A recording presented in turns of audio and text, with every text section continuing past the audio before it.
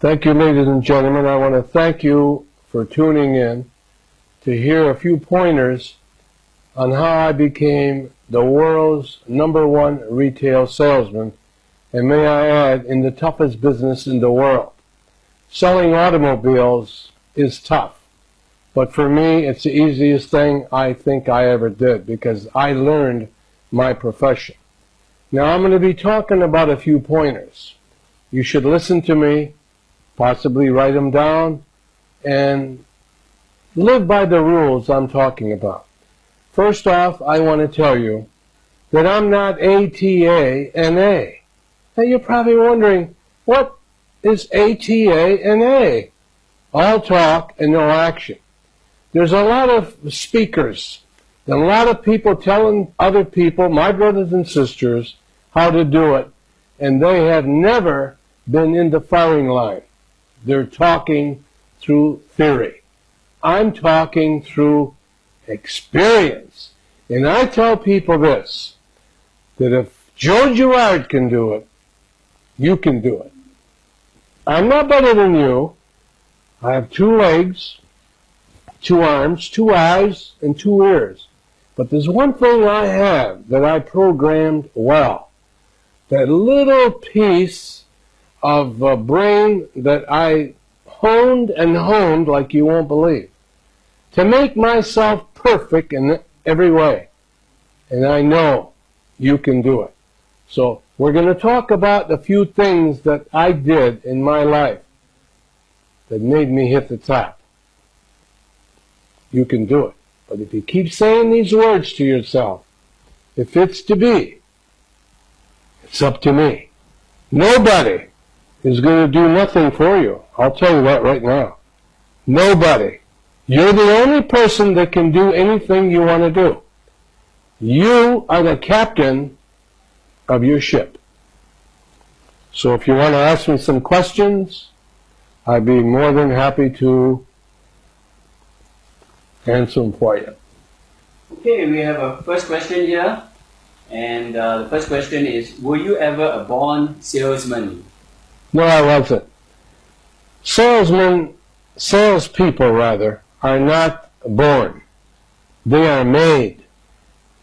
Years ago, which I'll talk about in a few moments, where I came from, a very deplorable ghetto. The ghetto is where there's no food, no jobs, no money, and holes in your shoes. As Frank Sinatra would say in one of his songs, I did it my way. I stuttered as a kid because of a lot of things that my dad would say to me. He took away my confidence, and I stuttered until the age 35. I went to see a psychologist. Now, I'm the type of a person, if something is wrong, I don't wait until it gets worse. I handle it yesterday. I'm organized, and we're going to talk about that in a minute. I stopped stuttering, and I wanted to get into the sales game. I bought books by people only that I knew had a track record. I never buy a book unless I know it's been proven that that person did what he's talking about. Now myself, I've been checked and audited by the biggest auditing firm in the world, by the name of Deloitte & Touche, to make sure that each sale that I made was one at a time. The average salesperson in the world sells about 7 cars a month. I was selling 6 a day. I'm going to give you a few pointers. Whether you're selling or whether you're not selling, you must abide by some of these rules if you want to be healthy, happy, and rich. What are some of the most important qualities a salesperson should have to be the best? One of the things is to not pre-qualify. Pre-qualifying. Before you do something, example, before you do something by telling yourself, I don't think I can do it. Well, actually what you're doing, you're selling yourself to lose. Example, played golf with 3 other guys about a month ago, and I'm a people watcher. I learn from smart people, dumb people, and not so smart people. He's about to make a putt shot, and he's pre-qualifying. Example, he says, oh my God, the wind is blowing, it's a bad roll, it's a tough shot. Well, he hits the ball, and the ball goes the other way. Eh? He almost told the ball, don't go in that hole because you're not going to go in there. Or pre-qualifying. I don't think she'll give me a date. I don't think she'll give me a date. You see my face?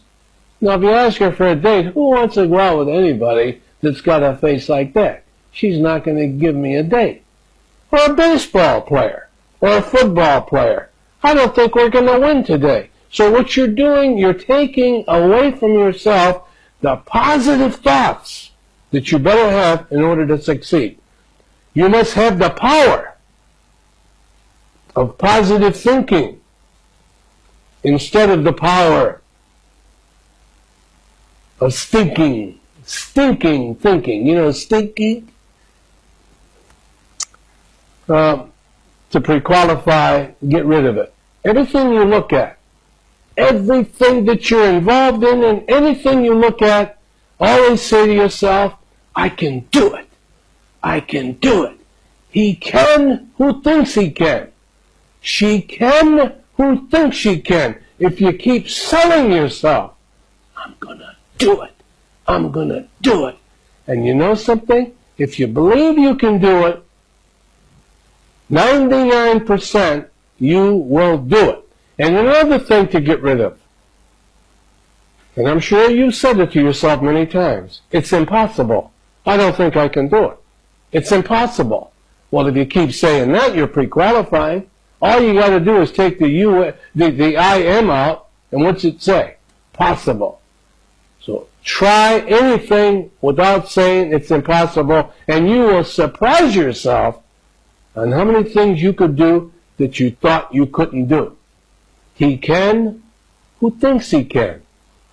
And say to yourself many times, like I do throughout the day, if it's to be, it's up to me. Thank you. Next question. What is the best way to cultivate good sales techniques before dealing with your customers? One of the things, if you want to succeed, whether it's in sales or whatever you're involved in, is to be disciplined. And I mean really disciplined. Not wasting time. Because once you have went through a certain amount of time, you can't spend it anymore. You must be so disciplined and have a plan before you leave the house the next day. I have a plan. I work on my plan tonight for tomorrow. Be disciplined. The next thing is to focus. Focus on anything that you want to be involved in. Focus it so bad that you won't accomplish it. Example, you want to climb a mountain? Focus at the top. And put a set of blinders on, imaginary blinders, like they put on a racehorse. You know, racehorses have blinders on. And they don't put the blinders on the racehorse to keep the sun out of his eyes. They put the blinders on the horse so the horse has no distractions from the left or to the right. You look straight ahead and you will win if you listen to me. No distractions. Focus. And you can focus yourself, you just won't believe it. Thank you. As a speaker now, you have probably inspired many people. Tell me, what is the best way to motivate or inspire others? To stay away from negative people. You know, the old saying is, if you hang around a garbage can long enough, you will stink. They will pull you down to their level. And even if it's family, I have one person in my family that she is so negative, I stay away from her. I hang around with positive people who can feed Joe Girard, and this is what you should do. Positive thoughts throughout the day. Not reading the paper too much and reading about all the garbage, the killings and the wars and all that is not going to help you. Okay? Positive thoughts make you healthy and happy and successful too. Tell me, how have your friends and your family played a part in your success? Well, you know, many years ago, as I grew up in the ghettos of Detroit, Michigan, I had a father. I don't know why he didn't like me. He used to beat me and hit me and tell me that I was no good and that I was a no good bum. And hadn't I had a beautiful mother at the time who would sell me and tell me, don't listen to him. Show him that you can be good. One day she took me to a window and she says, you know, Joey, out there's something for everybody. Go out and find it and show him that he's wrong. We understand that you come from a very poor environment. What is the one factor that made you want to succeed and break the poverty surroundings?